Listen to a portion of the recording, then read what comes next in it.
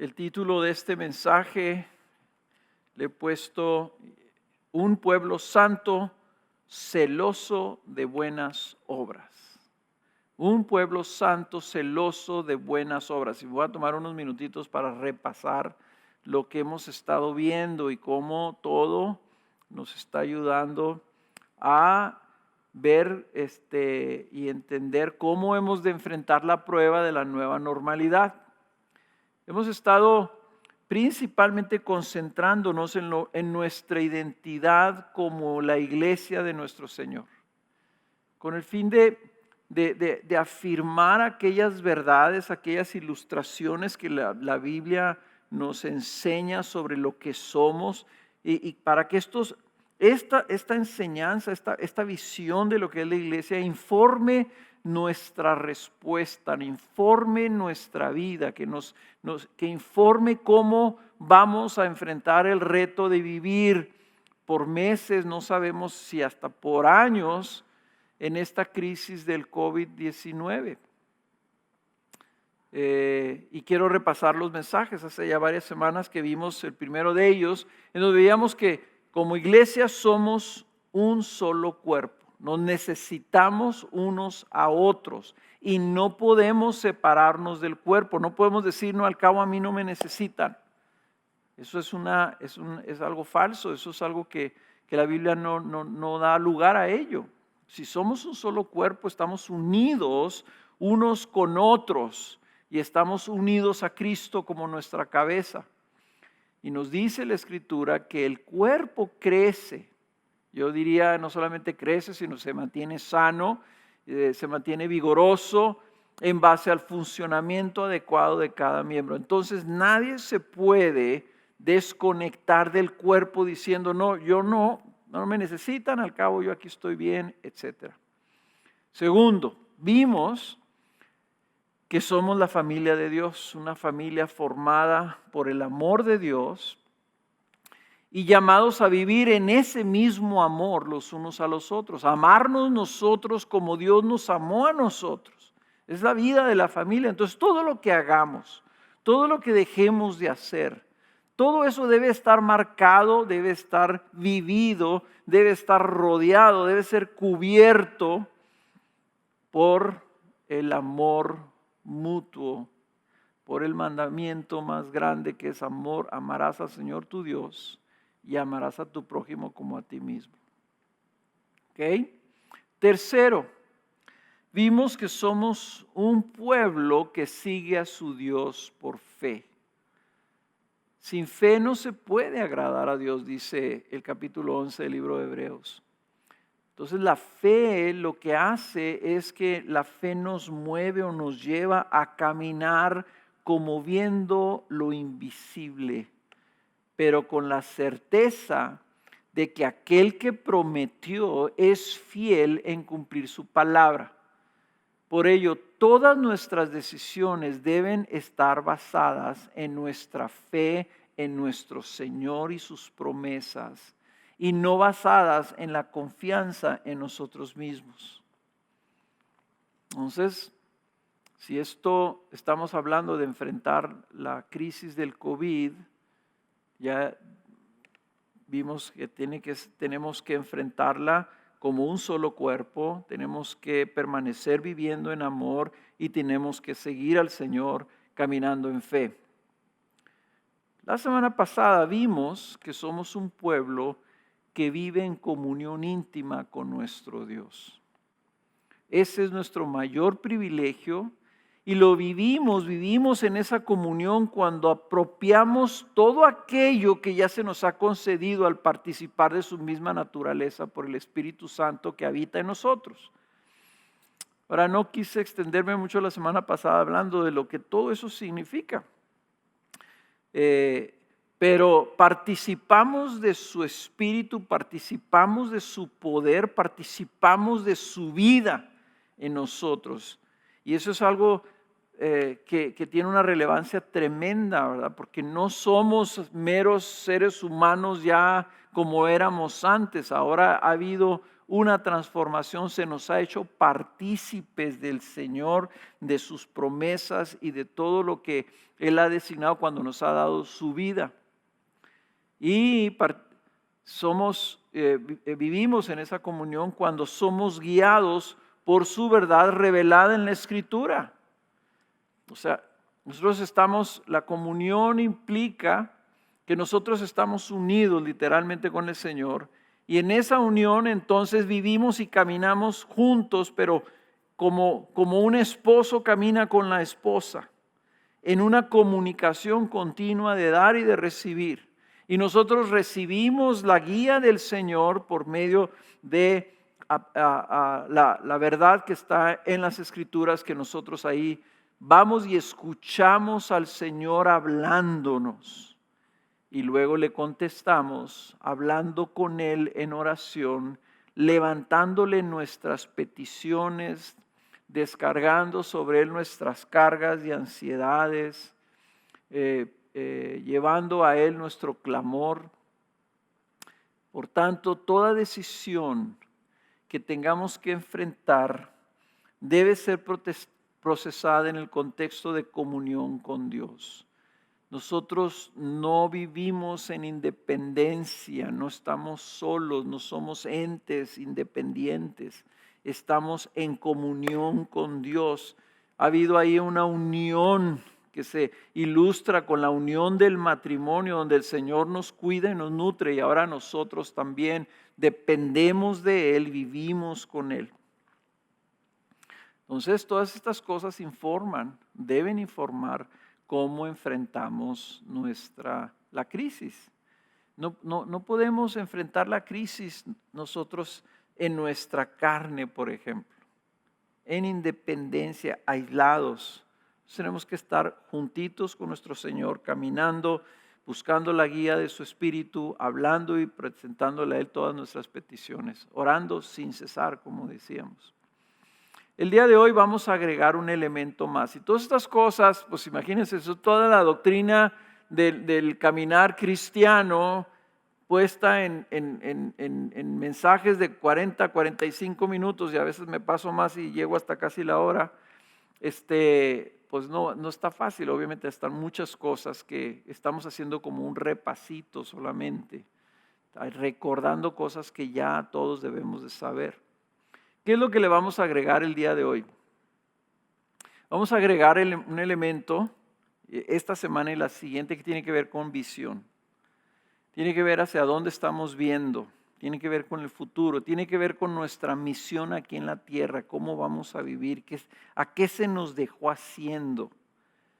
Entonces, esta nueva normalidad, lo que está pasando es que nos está obligando a repasar aquello que es fundamental para nuestro caminar. Esta es literalmente teología práctica.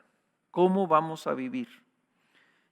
Y no hay nada más fundamental en la teología práctica que recordar el llamado que tenemos de vivir enfocados en nuestra santificación. Y una de las cosas claras en la Escritura, cuando habla de la iglesia, cuando habla del pueblo de Dios, es que define al pueblo de Dios como un pueblo santo, un pueblo apartado para su Dios.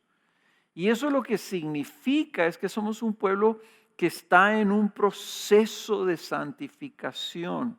Y a veces el problema es que siempre vemos la santificación como una modificación del comportamiento, como el dejar de hacer ciertas cosas y hacer otras cosas, y no entendemos que la santidad es que nosotros seamos transformados y digamos, base al mensaje que vimos el domingo pasado sobre el elemento del evangelio de la caída del hombre, el proceso del evangelio es que el Señor quiere restaurar el propósito original de que nos hizo a su imagen y semejanza.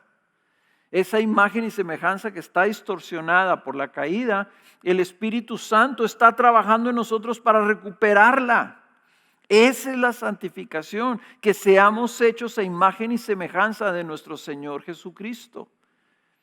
Entonces, ese proceso de santificación es lo que estamos viviendo aquí. Y lo que quiero que veamos el día de hoy es que ese proceso tiene que ver con una visión hacia dónde vamos. Cuando vemos la santificación como algo que hacen los cristianos, o decimos cosas como los cristianos no hacen eso, los cristianos debemos de vivir así, ya perdimos completamente la visión de lo que está sucediendo en la santificación. Ya caímos en un moralismo, en comportamiento. Y lo que la verdad bíblica que vamos a ver y vamos a recordar el día de hoy es mucho más gloriosa que eso. Entonces, estamos llamados a ser un pueblo santo.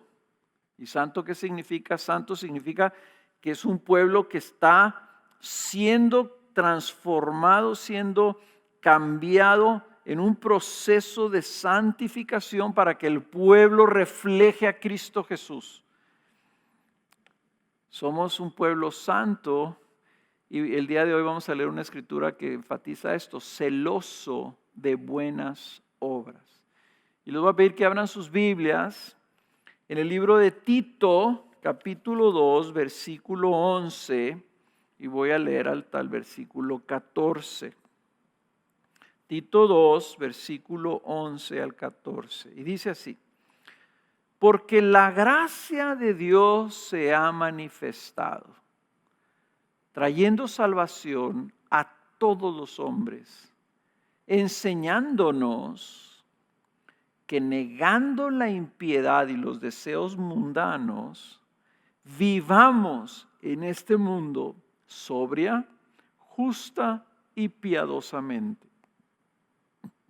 aguardando la esperanza bienaventurada y la manifestación de la gloria de nuestro gran Dios y Salvador Cristo Jesús, quien se dio a sí mismo por nosotros para redimirnos de toda iniquidad y purificar para sí un pueblo para posesión suya, celoso de buenas obras.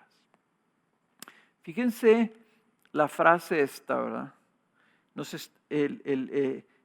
Donde dice en el versículo 12, dice, nos está enseñando esto para que vivamos en este mundo. Cuando ustedes vean en la Escritura algo que tiene que, o que dice así, debemos de vivir de esta forma. Está hablando de santificación. Mientras estemos en este mundo, estamos en un proceso de edificación, de cambio, de maduración, de purificación, de renovación, de revestimiento. Si se trata de vivir en este mundo, se trata de santificación. Entonces, vamos a ver este texto con cuidado. Primero que nada, fuimos salvados por gracia, salvados por Dios. Y dice aquí, la gracia de Dios se ha manifestado. Esta palabra manifestación quiere decir que algo se hace evidente. Se hizo evidente la gracia de Dios. ¿Cómo? Que se nos trajo salvación. Se nos trajo algo a todos los hombres. Esa salvación viene por gracia y está algo manifestándose ahorita. La gracia de Dios se nos dio algo, un regalo, algo inmerecido. Se nos apropió algo que no nació de nosotros, no salió de nosotros. Ya se nos entregó algo, una salvación. Esa palabra salvación tiene un significado amplio. Fuimos librados de algo para algo. A veces se nos olvida el para qué. Fuimos librados del estado en el que estábamos, de esclavitud, de pecaminosidad, de perversión, de caidez, de juicio de Dios, de enemistad con Dios. De todas estas cosas fuimos salvados, pero para algo. para una salvación, para una sanidad, para una restauración, para una obra en nuestras vidas. Y esa salvación o esa gracia que hemos recibido nos está enseñando algo. Esa gracia nos está enseñando que debemos vivir de una manera diferente. Se nos salva para vida. Se nos salva para vivir de una manera que ya está alineada con el diseño y propósito de Dios de ser como Cristo Jesús. ¿Qué es lo que nos enseña esa gracia? Primero nos enseña que debemos negar la impiedad. Debemos negar la impiedad en nuestra vida. Recordemos que la impiedad no es algo externo a nosotros. El mal no está allá afuera. El mal es el enemigo que tenemos adentro. Reside en nuestra carne, dice Romanos 7, en nuestros miembros.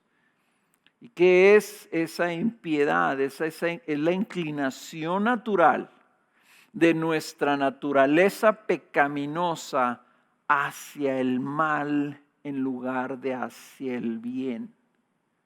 Y lo que nos está diciendo es que nosotros tenemos o debemos negar. La gracia nos enseña que tenemos que negar. Y aquí es una cosa importante en la santificación. Porque algunas personas piensan que la santificación es que como que el Espíritu nos está santificando, pero que nosotros no tenemos que esforzarnos en ello, no tenemos que ejercer nuestra voluntad. El mensaje del domingo nos ayuda a entender esto. Si Adán y Eva, que no tenían pecado y fueron hechos a imagen y semejanza de Dios, ellos tenían que ejercer su voluntad y obedecer a Dios para preservarse en ese estado de santidad. Ellos tenían que decidir obedecer a Dios y tenían que negar aquello que era desobediencia o mal en su vida. La caída fue que no negaron, sino que desobedecieron. Ahora nosotros se nos llama, ¿a quiénes? Los que recibieron la gracia de Dios, los que ya tienen el favor de Dios, los que ya recibieron la gracia y junto con esa gracia el Espíritu, la liberación y la vida de Cristo, los que ya fueron unidos a Cristo, se nos llama a ustedes. Ustedes ahora tienen el privilegio, tienen la oportunidad, tienen la capacidad como seres creados a imagen de Jesús, de negar, de decir no. El mal está dentro de nosotros, está en nuestra naturaleza pecaminosa, pero el llamado es a decir no a la impiedad y la impiedad de nuestra vida es la tendencia al mal y lo tenemos así, esa tendencia que está sumamente arraigada y sumamente profunda y que sale continuamente y sale en expresiones de nuestro egoísmo, por ejemplo. Cuando estamos solamente pensando en nosotros mismos de manera natural, no tenemos que esforzarnos. Sucede cualquier cosa y lo primero que sale de nosotros es egoísmo. Y otra expresión de esa impiedad es que sale el orgullo y la arrogancia.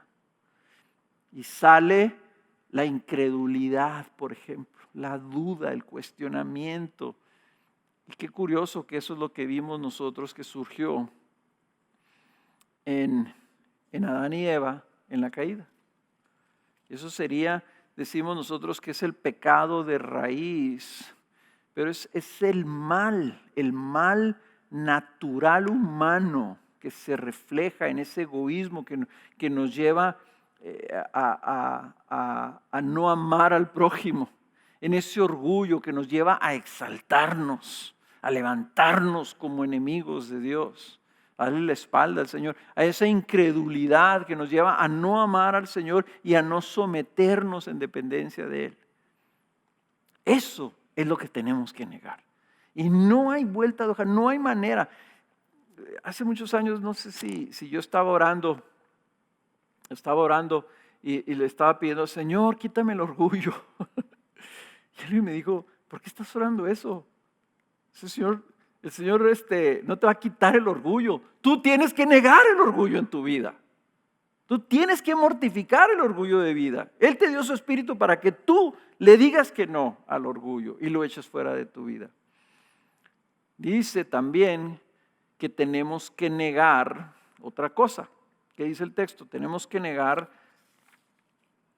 la impiedad y luego dice, y los deseos mundanos. ¿Qué son los deseos mundanos? Pues lo que no son es que no está diciendo que el mundo tiene deseos, ¿verdad? Los deseos del mundo, ¿verdad? No son esos, ¿verdad? Sino que se refiere a los deseos por las cosas que el mundo desea. O sea, el mundo desea cosas y entonces nosotros podemos tener la tendencia a desear las cosas que desea el mundo. Y dice Efesios capítulo 2 que el mundo vive siguiendo o que esos deseos son la corriente de este mundo, ¿verdad? Cuando dice algo que sea mundano es esta corriente que está en el mundo. Entonces los deseos mundanos se refieren a los deseos de nuestra carne humana, de nuestra humanidad, de lo que nos hace humanos. Y esa es la manera en que el mundo vive, siguiendo sus pasiones y sus deseos carnales. Ahora, volvemos a cómo nos hizo Dios y es importante que nos conozcamos, que discernamos nuestra alma. Dios nos hizo con la capacidad de tener deseos. Inclusive nos hizo de tal forma que si tú me das a escoger entre algo bueno y algo malo, mi naturaleza, la manera que fui hecho, siempre yo voy a escoger lo bueno. Siempre voy a escoger lo mejor. Siempre voy a escoger lo más rico, ¿verdad? ¿Qué es lo que pasa con el pecado?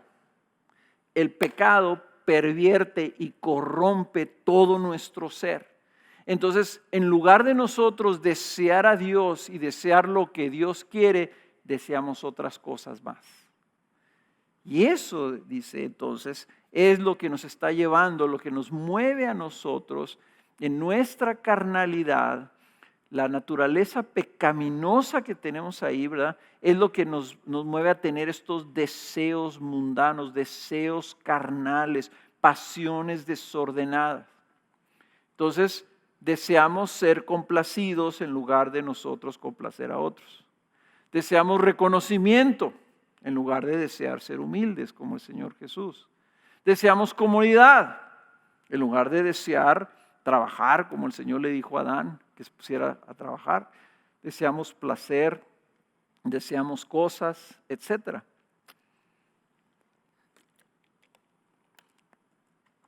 Hay deseos entonces que están saliendo de nuestra naturaleza humana. Hay deseos naturales que no son en sí malos, como el deseo sexual o el deseo de disfrutar algo delicioso. Lo que pasa es que cuando la carne caída, en su naturaleza caída, influye en esos deseos, los pervierte, los desordena, de tal modo que un deseo que puede ser legítimo dentro del propósito de Dios, se vuelve algo ilegítimo por la influencia de nuestra carne. El problema no es lo que deseamos, decía un teólogo antiguo, el problema es que lo deseamos demasiado. Entonces nuestro proceso de santificación, la gracia de Dios nos enseña a estar siempre alertas para identificar y discernir nuestros deseos, los deseos de nuestro corazón. Queremos cosas y no las obtenemos, y porque no las obtenemos, peleamos. Queremos cosas y las queremos demasiado, y las queremos tanto que los hacemos ídolos que gobiernen nuestra vida.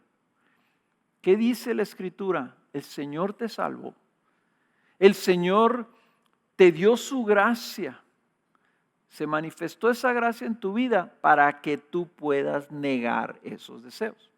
Entonces es una parte de la santificación, el que nosotros ejerzamos esto, que nosotros participemos de nuestra santificación diciendo no a estas cosas, resistiendo estas cosas por el poder del Espíritu Santo que ya está en nosotros, que dice el libro de Gálatas, el Espíritu se opone a la carne. Y esa es nuestra capacidad que tenemos de decir no a la impiedad y a los deseos mundanos. Pero la gracia de Dios en nuestra salvación también nos enseña a vivir en este mundo, y pone aquí 3 características: sobriamente, justamente y piadosamente. Nos enseña la gracia de nuestra salvación a vivir sobriamente. Vivir sobrio significa, la palabra sobrio significa vivir con prudencia, con límites, con mesura, con cuidado. Sobrio significa que tú estás alerta y que no te dejas ser llevado por ninguna cosa. Cuando el apóstol Pablo le dice a los corintios, que los corintios se dejaban llevar demasiado por apetitos, se juntaban a cenar y se emborrachaban, andaban participando de fiestas paganas, o sea, había un desorden. Y les dice, miren, todas las cosas que te pueden ser lícitas, en 1 Corintios 6:12 dice, todas las cosas me son lícitas. Puedo comer, puedo tomar algo, puedo ir a una fiesta, puedo celebrar, puedo casarme. Todas las cosas me son lícitas, dice, pero no todas son de provecho. Todas las cosas me son lícitas, pero yo no me dejaré dominar por ninguna. Esa es la sobriedad.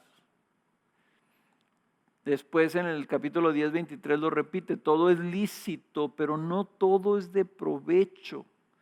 Todo es lícito, pero no todo edifica. Entonces, nosotros debemos de vivir en una manera cuidadosa para no dejarnos llevar por cosas. Te voy a dar un ejemplo muy sencillo, el entretenimiento. Ahorita estamos en aislamiento. Y en el aislamiento tenemos mucho tiempo en la casa.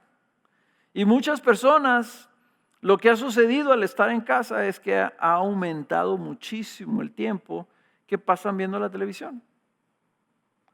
Entonces, ahí lo que falta es sobriedad, porque si tú no controlas, por ejemplo, con sobriedad el input que tienes de entretenimiento, lo que va a pasar es que tu mente va a empezar a ser afectada, ¿verdad? No vas a ser edificado, no vas a recibir provecho. Es lo mismo como en el alimento.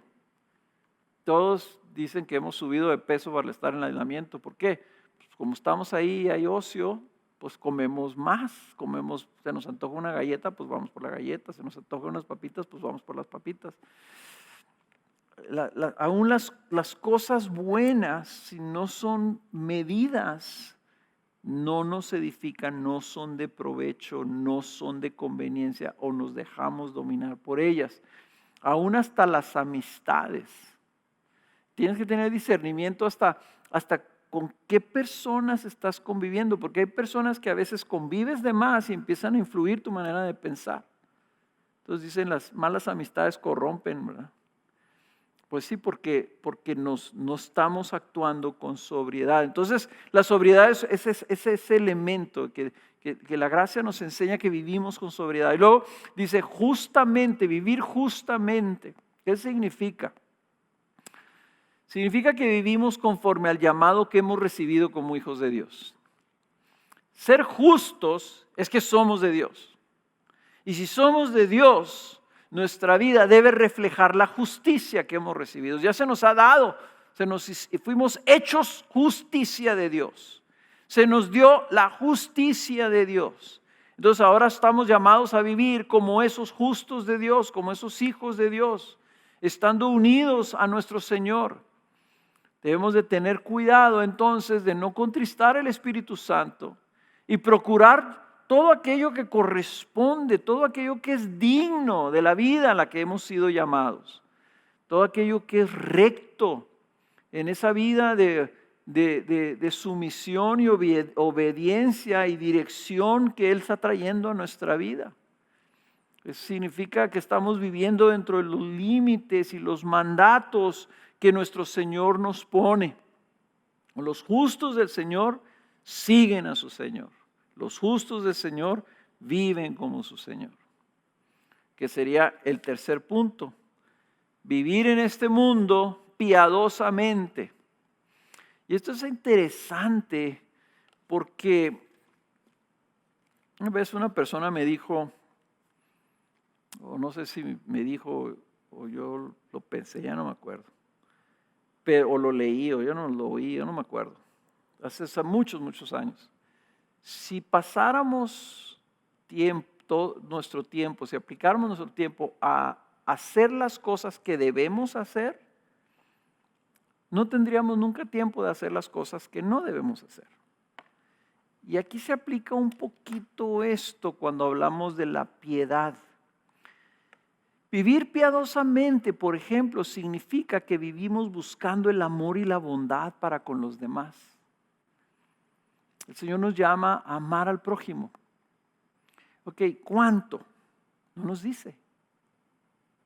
Vivir piadosamente es que tú vives procurando eso, ¿verdad? Lo procuras celosamente. Entonces, dice, si el Señor dice, ama a tu prójimo, ok, ayer yo amé a mi vecino. 5 minutos me acerqué y fui amable con él y le ayudé a recoger su bote de basura. ¿Ok? Y, no, pues ya cumplí, ya hice lo que el Señor mandó. Pero no, la piedad, vivir piadosamente, es que todas esas cosas que el Señor dice, esto es bueno, tú lo procuras. En otras palabras, tú vives siempre buscando amar, siempre buscando la bondad, siempre buscando perdonar. Vivir piadosamente significa que tú estás procurando ser revestido de Cristo. Tú estás buscando que el Espíritu Santo esté dando el fruto del Espíritu de amor, gozo, paz, paciencia, benignidad, fe. Todas estas cosas estén manifestándose en tu vida continuamente, constantemente. Que estés creciendo en humildad. Que tú estés diciendo sí, el Señor me llama a ser humilde, ¿verdad? Él da gracia a los humildes. Entonces yo voy a procurar ser humilde, ser dependiente del Señor. No sé si me explico. El vivir justamente es que tú vivas conforme a lo que el Señor te marca. Vivir piadosamente es que tú procuras el celosamente. Tú estás esforzándote, ejerciendo tu voluntad en la dirección de procurar todas esas cosas buenas para tu vida. Ahora, fíjense que el texto luego continúa diciendo, ¿por qué debemos de vivir así? ¿Por qué debemos de vivir así? Dice, porque fuimos redimidos de toda iniquidad. Dice que Él los salvó, dice aquí a sí mismo, para redimirnos de toda iniquidad y purificar para sí un pueblo para posesión suya, celoso de buenas obras. Vemos que Cristo nos rescata de nuestro estado de perdición para sacarnos de esa vida de pecado y purificar un pueblo que sea suyo. Eso es lo que muchas personas se pierden del Evangelio. El propósito de todo es que tú seas de Dios y que tú tengas al Señor en tu vida.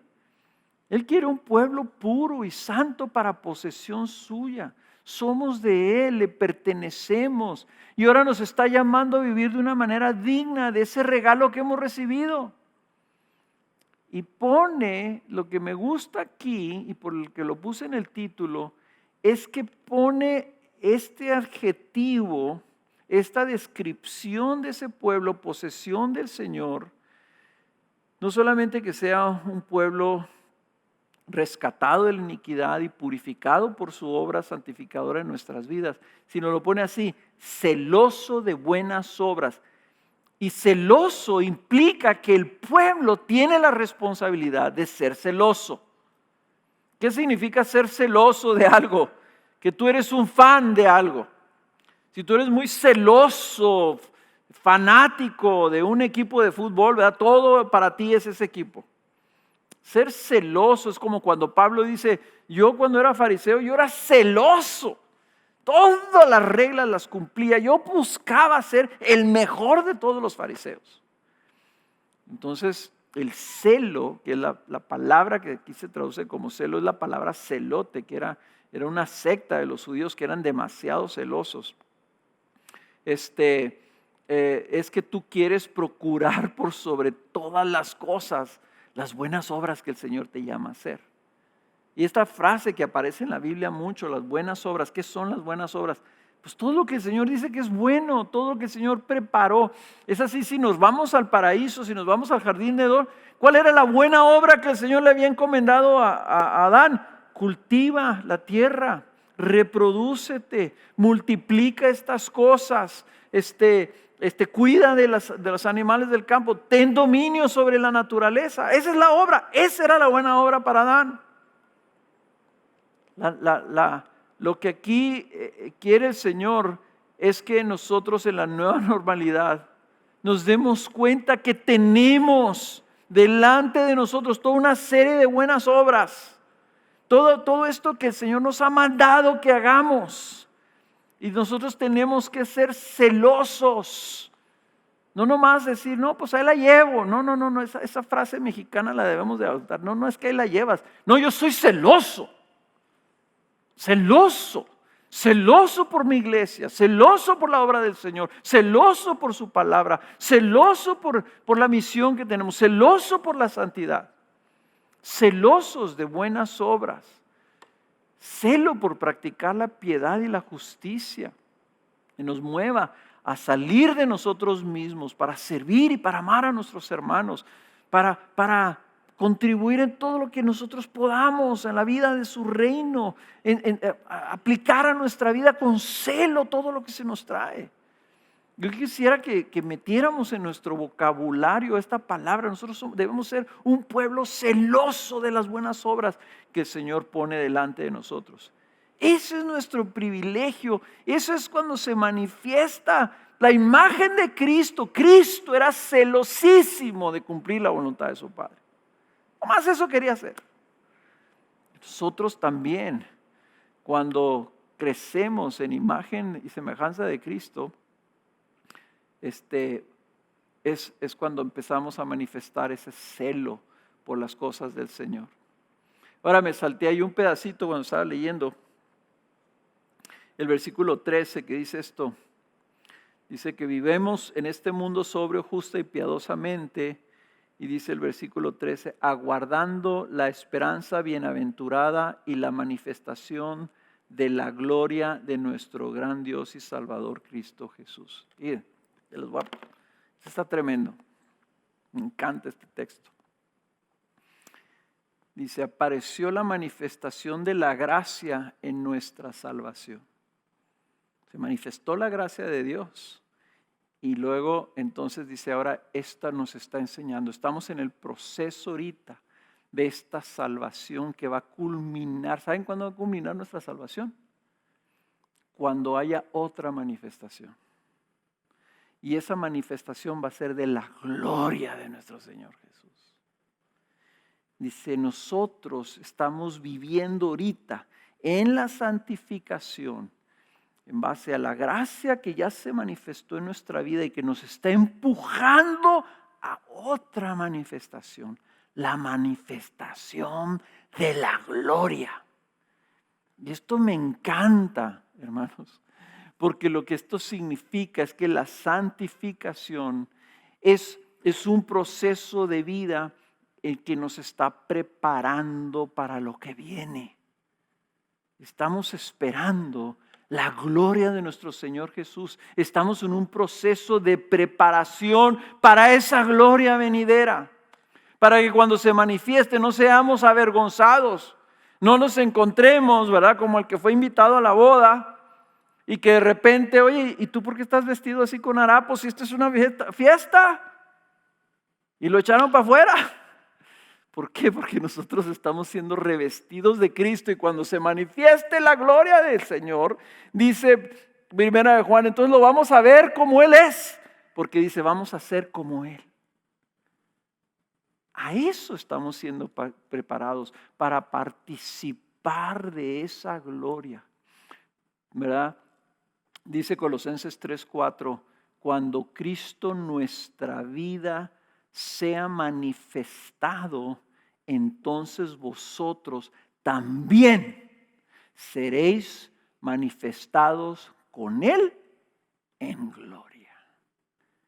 Entonces el proceso en el que estamos, este proceso de santificación, es un proceso de preparación para gloria. Yo estoy convencido que no vas a crecer en tu santificación mucho o te vas a atorar si tú no tienes puestos tus ojos en esa gloria, en esa siguiente manifestación. Lo que sigue, ya lo que sigue ahorita, es la manifestación de la gloria del Señor. Eso es lo que falta nomás.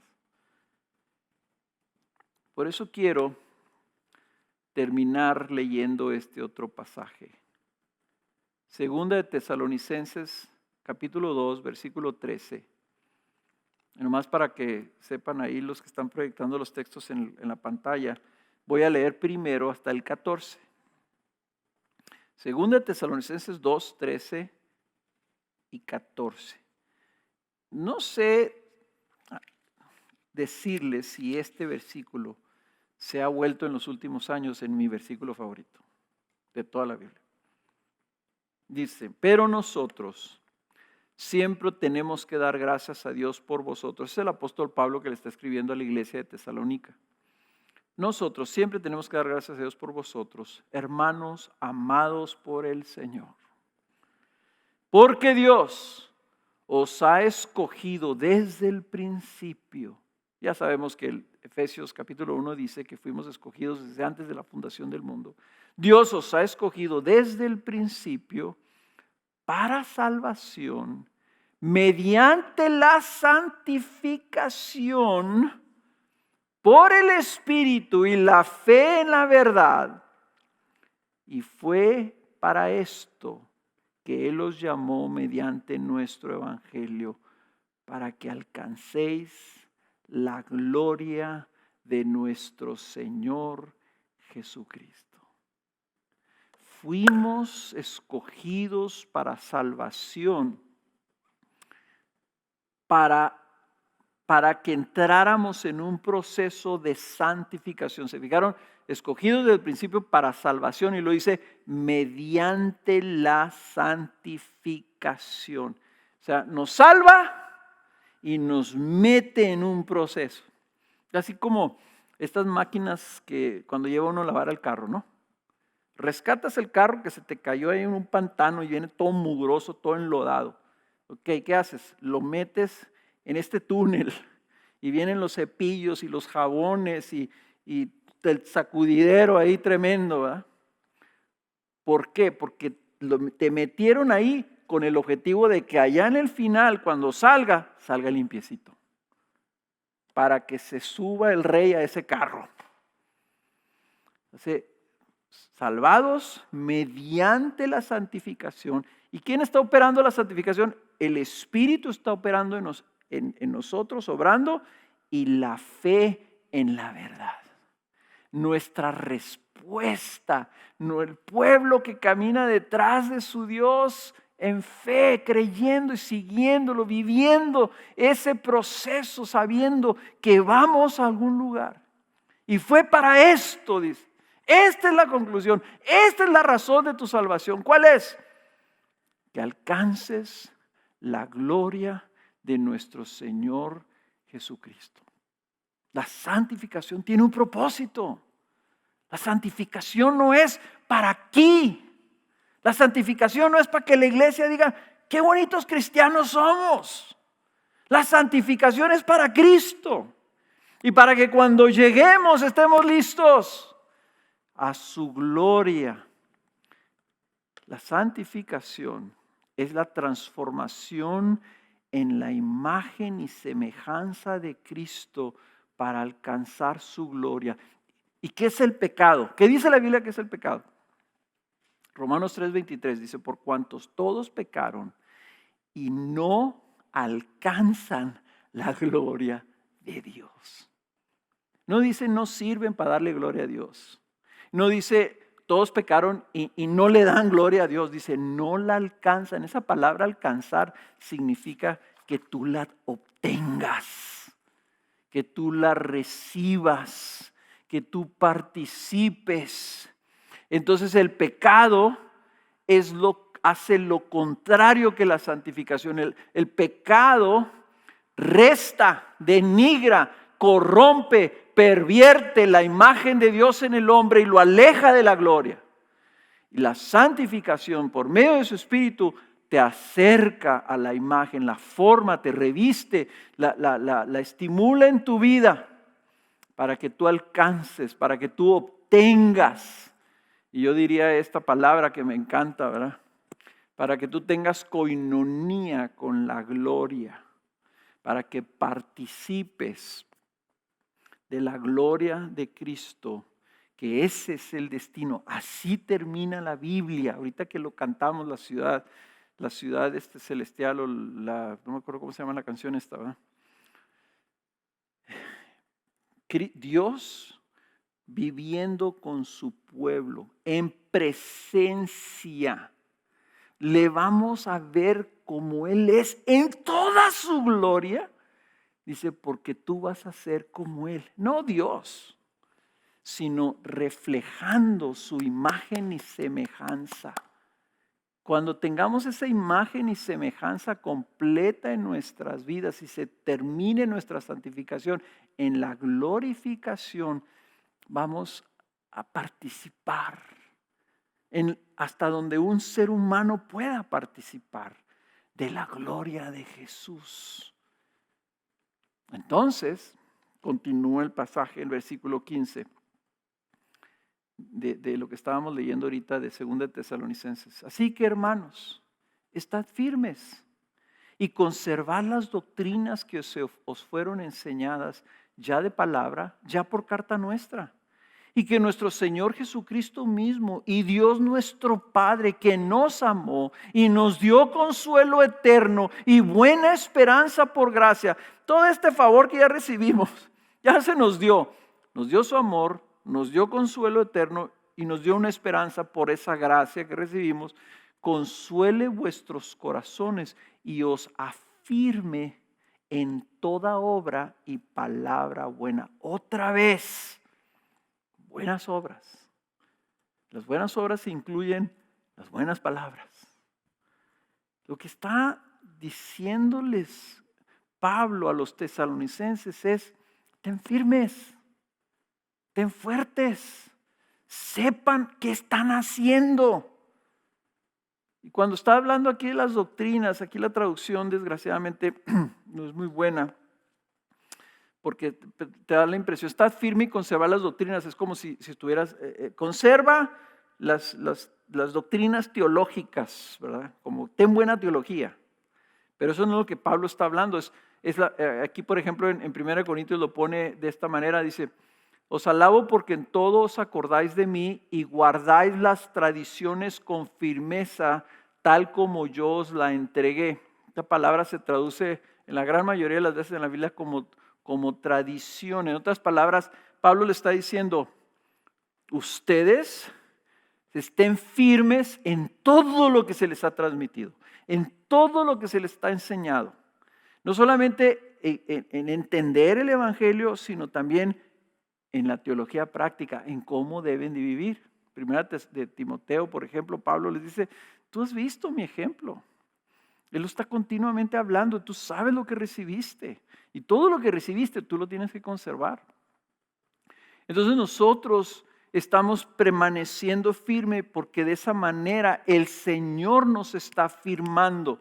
Nosotros perseveramos en esta forma de vida celosos por la buena obra, celosos por todo lo que el Señor ponga delante de nosotros. Y dice, y entonces el Señor nos afirma en todo eso. Ahí es donde recibimos la afirmación. La afirmar significa que eres fortalecido para seguir hasta el final. ¿Por qué estoy trayendo todo esto? Porque estamos en medio de una prueba, de una dificultad, porque se nos movió nuestro mundo. Porque muchas personas han dicho, inclusive ya no sé ni cómo vivir. He platicado con personas que dicen, ¿sabes que todo esto vino a cambiarme tanto? Que en estos últimos 4 meses lo único que he estado haciendo yo es estar encerrado en mi casa. Y eso no es el llamado de Dios.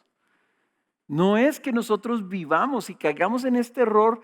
El propósito de tu vida es que tú estés encerrado en tu casa. No, nosotros estamos llamados a ser celosos por las buenas obras, a negar la impiedad, a negar los deseos carnales y a vivir sobria, justa y piadosamente, a vivir y a dar fruto, a crecer en santidad, a prepararnos para la gloria. Entonces, si tú tienes que estar en tu casa, tú tienes que estar viviendo de esta forma. Tú tienes que estar siendo celoso por las buenas obras. Y dices, pero pues estoy solo. Pues agárrate el teléfono. Y cuando menos por teléfono busca de qué manera puedes tú buscar las buenas obras. En otras palabras, por eso es que lo estamos haciendo, porque no podemos nosotros darnos el lujo como creyentes, como hijos, como pueblo que estamos siendo preparados para la gloria. No podemos correr el riesgo de decir, no puedo hacer nada más que quedarme en mi casa con los brazos cruzados.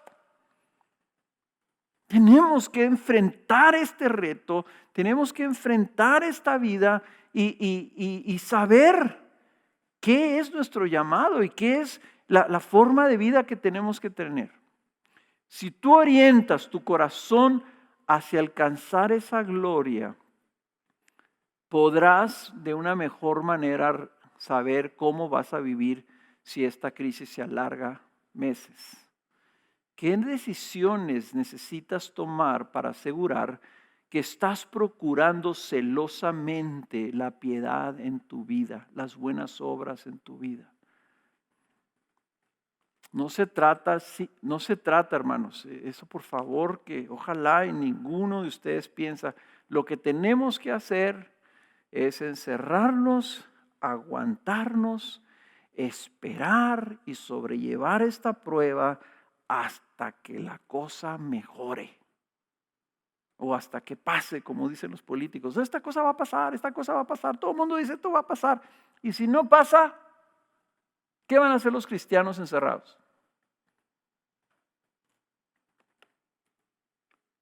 ¿Sabes qué?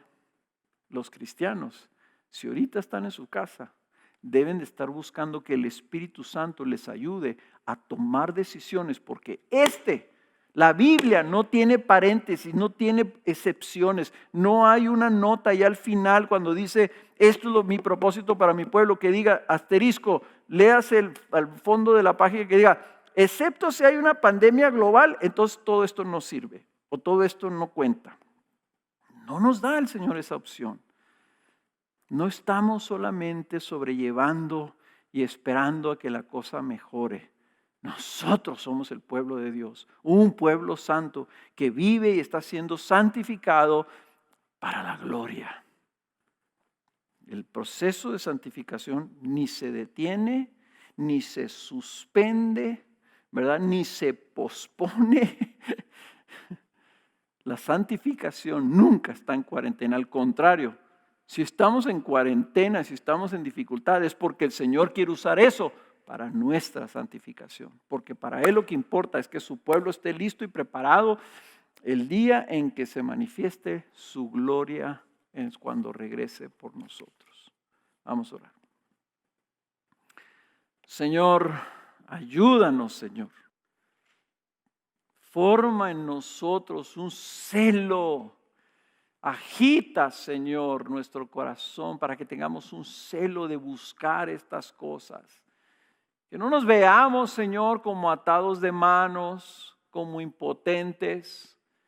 Si hemos sido partícipes de tu gracia, si hemos recibido tu espíritu, si tenemos tu mente y tu palabra y tu verdad y la guía de tu espíritu y tenemos tu amor, somos tus hijos amados. Si tú nos llamas a vivir de una manera, así queremos vivir.